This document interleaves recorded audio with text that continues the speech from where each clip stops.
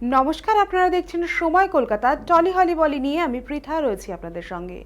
এখন চোখ রাখবো বিনোদনের খবরে। হিন্দি হোক বা দক্ষিণী, সিনে দুনিয়ার পর্দায় বর্তমানে আলফা মেল ট্রেন্ডের রমরমা। কবির সিং এর হাত ধরে শুরুটা করেছিলেন শাহিদ কাপুর, তারপর সেই ট্রেন্ডে গা ভাসিয়ে অ্যানিমাল রণবীর কাপুর থেকে ধুরন্ধর রণবীর সিংরা বক্স অফিসে বাজিমাত করেছেন। এবার টিনসেল টাউনে কানাঘুষো সেই ট্রেন্ড অনুসরণ করেই নাকি রণবীর সিং ডন 3 এর চিত্রনাট্যে বদলের দাবি করেছিলেন, আর তাতেই নাকি রেগে গিয়ে বহু প্রতীক্ষিত এই মেগা বাজেট সিনেমা থেকে রণবীরকে ছাঁটাই করেন প্রযোজক পরিচালক ফারহান আখতার। অতিরিক্ত বায়নাক্কার জেরে অভিনেতাকে ছাঁটাই করা হয়েছে নাকি চিত্রনাট্য নাপসন্দ হওয়ায় তিনি স্বেচ্ছায় সরে দাঁড়িয়েছেন, সেই তথ্য নিয়ে বি টাউনে এখনো জলঘোলা চলছে। শোনা যাচ্ছে ধুরন্ধর ফ্র্যাঞ্চাইজির সাফল্যের পর রণবীর সিং নাকি চেয়েছিলেন বর্তমান সময় এবং ট্রেন্ডের কথা মাথায় রেখে ডন 3 এর চিত্রনাট্যে কড়া ভাষায় সংলাপ থাকুক, ঠিক যেমনটা বর্তমানে সিনেমা বা সিরিজে গালিগালাজের ব্যবহারের প্রচলিত। রণবীরও নাকি সেরকমই চিত্রনাট্য চেয়ে রেখেছিলেন। শুধু তাই নয়, ধুধুমার রক্তারক্তির অ্যাকশন সিকোয়েন্সও চেয়েছিলেন, যেমনটা অ্যানিমাল কিংবা ধুরন্ধরে দেখানো হয়েছে। আর এসব বায়নাক্কার জেরেই নাকি তিতি বিরক্ত হয়ে যান ফারহান আখতার। সাফ না করে দিয়ে পাল্টা যুক্তিও দেন তিনি।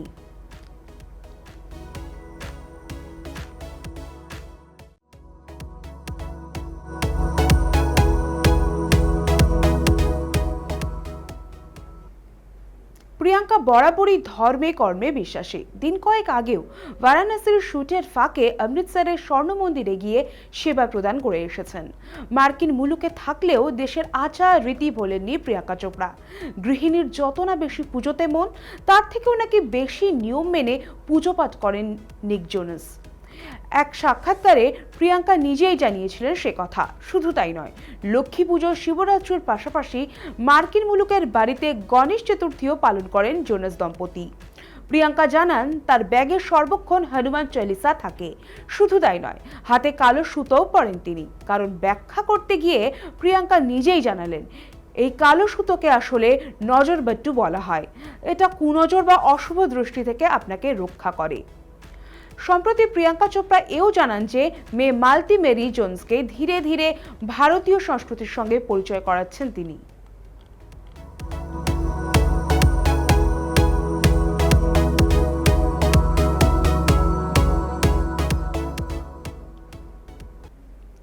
গতবার মেট গালা ডেবিউ হয়েছিল শাহরুখ খানের।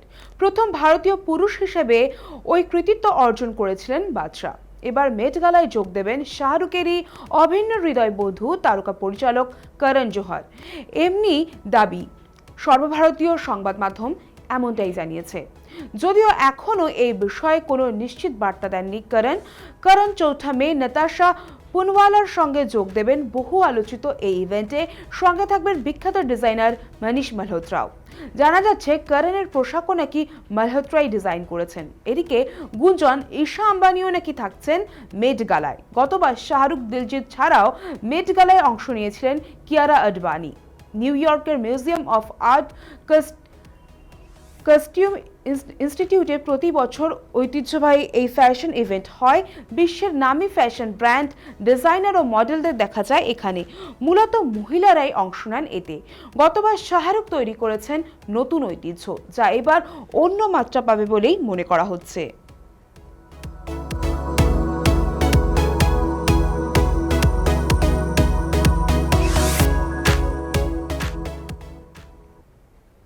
উত্তর পূর্বের অশান্ত পরিস্থিতি ঘিরে ফের আলোচনায় মণিপুর।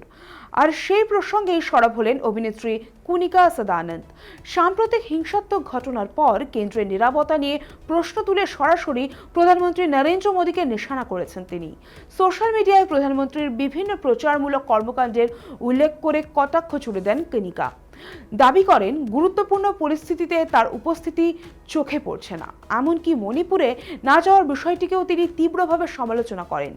অভিনেত্রীর এই মন্তব্য প্রকাশ্যে আসতেই রাজনৈতিক মহলে শুরু হয়েছে তুমুল প্রতিক্রিয়া। শাসক দল ঘনিষ্ঠ মহল থেকে তার ব্যক্তিগত জীবন নিয়েও আক্রমণ করা হয়। তবে সমালোচনার মুখেও নিজের অবস্থান থেকে সরে আসেননি কুনিকা, বরং পাল্টা জবাব দিয়ে বিতর্ককে আরও উস্কে দিল।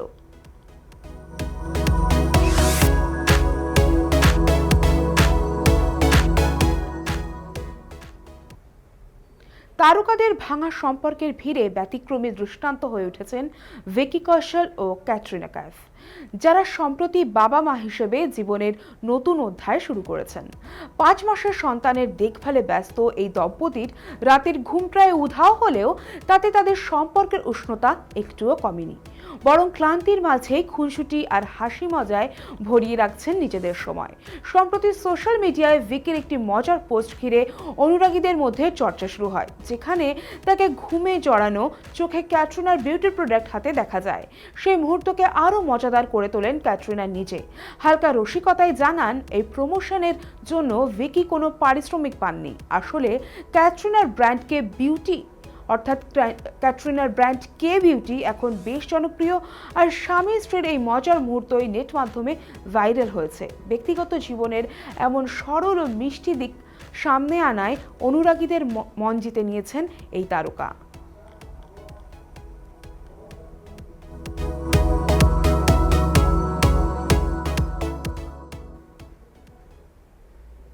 ইয়ামি গৌতমের হক এবং আদিত্য ধরের ধুরন্ধর দুটি ছবি সফল এবং ব্যাপকভাবে আলোচিত। একদিকে অভিনয়ের জন্য প্রশংসিত হচ্ছেন ইয়ামি, অন্যদিকে আদিত্যের পরিচালনা তাক লাগিয়ে দিয়েছে। এই জোড়ার সাফল্য ব্যক্তিগত জীবনের প্রভাব ফেলেছে তাদের। ইয়ামি জানিয়েছেন, খ্যাতি তাদের ব্যক্তিগত বা পেশাগত জীবনে তেমন বদল আনেনি। এখন ইয়ামি নই নভেলি ছবির শুটিং করছেন, অন্যদিকে আদিত্য তার পরবর্তী ছবির আগে কিছুদিন বিরতি নিচ্ছেন। ইয়ামি নির্দ্বিধায় জানান, মানুষ হিসেবে তাদের মধ্যে কোনো পরিবর্তন আসেনি। আদিত্য খুব সাধারণ ও বিনয়ী বলে মনে করেন তিনি।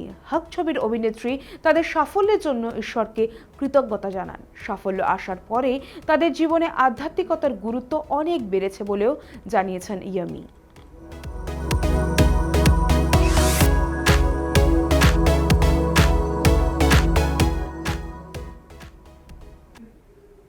টলিহলি বলি এখনকার মতো এই পর্যন্তই। বিনোদনের অন্য সমস্ত খবর পেতে চোখ রাখুন সময় কলকাতায়। সময় বলবে সময়ের কথা।